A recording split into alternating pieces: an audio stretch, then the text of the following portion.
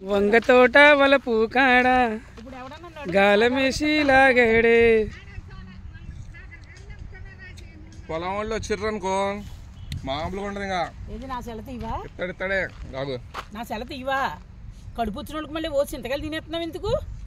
ఒంటి నిండా బొచ్చాడించుకుని బుడితోంది అట్టెందుకు వెళ్తున్నావు? స్టోరేజ్ లేదు ఇందులో అమ్మాయి.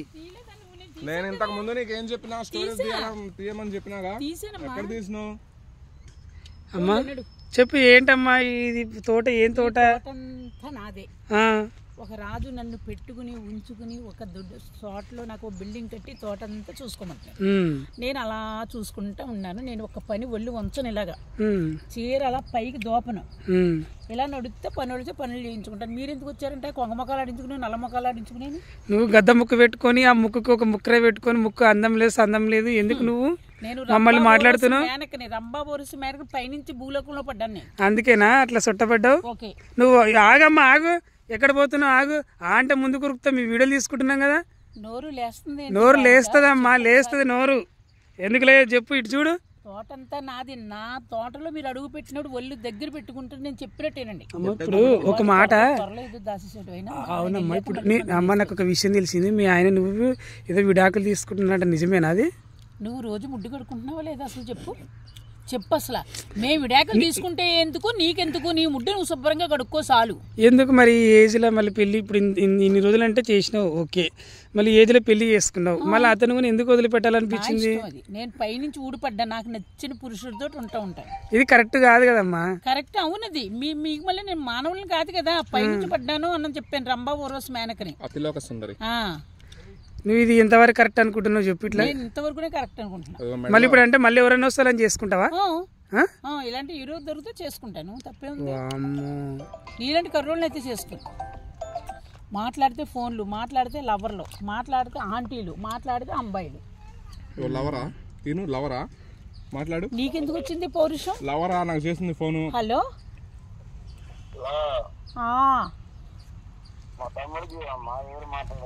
ఓ లవరా ఫోన్ చేసింది? నేను ఏదో సరదాగా లవర్ అంట అన్నా. నేను సరదాగా అంటాను తమ్ముడు. ఆడు ఎందుకు ఉడికిపోతున్నాడు? అసలు లవర్లతో మాట్లాడతాడు 12-1 గంటకే. 12-1 గంట కూడా ఫోన్ తెచ్చి చెప్తా నీకు. నడు అన్న చేస్తా, వీడియో చేస్తున్నా. అక్కడ ఏదో పాము ఉన్నట్టుంది కదా, అది పామా? అమ్మ పామా? యాక్షన్ కి పారిపోయి ఆడదాన్ని అయితే కాదు. 13 సంవత్సరాల నుంచి ఉంటున్నాను ఇక్కడ నేను. అమ్మ నువ్వు ఇంకొకటి ఆడేమో కాదు, థర్డ్ జెండర్ సర్జరీ చేయించుకున్నదా అంటున్నారు. అది ఎవరు కామెంట్లో అడుగుతున్నారు నన్ను. ఉన్నదంట కింద చెప్పు. నీకు ఉన్నదా? పిల్లలు ఎలా పుట్టారు నీకు? నాకు అసలు అర్థం అవట్లేదు. ముందు నువ్వు చెప్పాక నాది అడుగు నన్ను. ఓకే, నాతో పెట్టుకోకు. మరి నేను చెత్త ముద్దుని. మరి నీకంటే నువ్వు లేత బెండకాయ, నేను ముదురు బెండకాయని. అంటే మొత్తం ఫీమేల్ గా మారిపోయినారా మీరు? ఎట్లా? ఇప్పుడే చెప్పాను నీకు. నీకు ఉన్నదా? నీకు పిల్లలు ఎలా పుట్టారు? ముందు దానికి జవాబు చెప్పు, నేను తర్వాత నా జవాబు చెప్తాను. ఎందుకు మీ క్వశ్చన్ ఏదైనా అడిగితే దానికి ఆన్సర్ చేయకుండా వేరే వాళ్ళ గురించి మాట్లాడతారు? నీ గురించి ఎందుకు నువ్వు చెప్పవు? ఇప్పుడు నీ గురించి మేము అడిగినాము, నీ గురించి చెప్పాలా? వేరే వాళ్ళు అపనిందంటే అడుగుతున్నారు, వేరే వాళ్ళు అడుగుతున్నారు. పేదరాళ్ళని, కోటీశ్వరరాళ్ళని అన్ని నేనే. అలాంటిది మీరు నా మీద ఎందుకు అలా బ్యాడ్ వేసుకుంటారు? బ్యాడ్ కాదమ్మా. నేను కామెంట్లు పెట్టే వాళ్ళ గురించి వాళ్ళకి ఏం చెప్తే చెప్పు. కూడా చెత్త ముదురు దాంతో వెళ్ళుకుండి అది గుండు నొనగా గీసేస్తుంది. నేను ఎవరిని గీసాను? అందరూ నన్ను గీసారు. చెత్త ముదురు 5 లక్షలు పట్టిపోయాడు. దత్తా బంగారవంతా పట్టిపోయాడు. పవనదేమో 50,000 పట్టిపోయాడు. మునిసమ్మేమో 50,000 ఇవ్వలేదు. ఇంకాని అందరూ ఇవ్వలేదు. నువ్వు 15 రోజుల నాడు 2,000 ఇవ్వలేదు. ఇప్పుడు కొట్టావు 2,000. అందరూ మోసం ఏం చేయను. ఇంకొకటి నల్లబాబుతో వీడియోలు చేస్తున్నావు కదా, పీతలా తింటున్నావంట. పొద్దున్నట్టు సాయంత్రం వరకు తింటేనే ఉంటావంట. 5 రూపాయలు ఆరారు తినాలి. షుగర్ ఉంది. 5 రూపాయలే కదా నేను కొన్ని తిన్నది. పోనీ 25, 20 రూపాయలు, 30 రూపాయలు పెడుతున్నావు నువ్వు కదా. అక్కడ గుడి చేసుకున్నావు ఎందుకు? అక్కడ గుడి చేసుకున్నావు. ఆయన ఉన్నారు కదా, నన్ను దోటలని చూసుకోమని పెట్టాడు కదా. అందుకే ఇప్పుడు ఆ గుడిసి ఎందుకు తీసుకున్నావు? నువ్వు ఉంటానికి. ఆయన మీ తమ్ముడా? చిన్నానా? ఓకే. మరి ఏంటా వల ఏంటి? అదంతా వల గంపనెత్తి పెట్టుకొని కట్ట మీద పోతుంటే అమ్మ మేనత్త కూతురు అన్నట్టు పోతున్నావు.